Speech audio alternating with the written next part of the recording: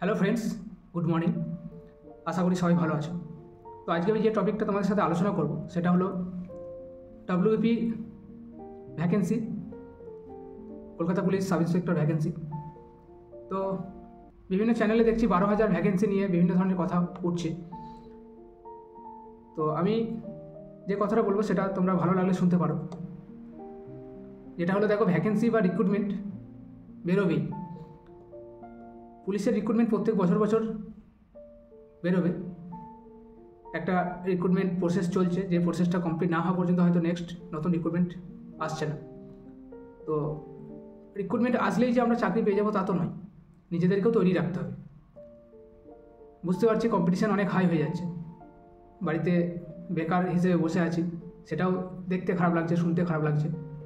তো এই ধরনের কথাগুলো তোমাদেরকে আরও মোটিভেট করবে, তোমাদের যে জেদ সেটাকে আরও বাড়িয়ে তুলবে, যাতে তোমরা আরও ভালোভাবে পড়াশোনা করতে পারো।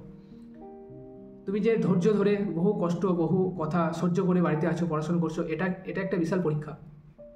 এই পরীক্ষায় যে উত্তীর্ণ হতে পারবে সেই একমাত্র সরকারি চাকরি পাবে। তো সেই হিসেবে তোমাদেরকে বলবো, রিক্রুটমেন্ট আসবে, বিশেষ করে পুলিশের recruitment, constable, sub inspector, wireless operator, excise, সমস্ত কিছুই আসবে। তো তাই সকলকে বলবো, তোমরা নিজেদেরকে তৈরি করো।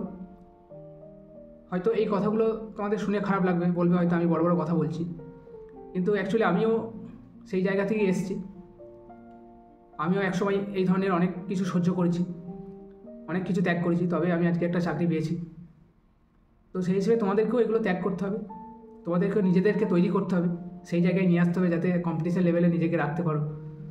তাই সকলকে বলবো, টাইম নষ্ট করো না, পড়াশোনা করো, ভালো করে প্রিপারেশন নাও। ভ্যাকেন্সি আসবে, আর যে টাইমে আসবে আর ঠিক সেই টাইমে তোমার এই যে কষ্টের ফল এটা কাজে লেগে যাবে। তো সেই হিসেবে ভ্যাকেন্সির পিছনে না ছুটে সকলকে বলবো, তোমরা পড়াশোনা চালিয়ে যাও, চাকরি একদিন পাবেই। থ্যাংক ইউ বন্ধুরা, ভালো লাগলে অবশ্যই শেয়ার করে দিও।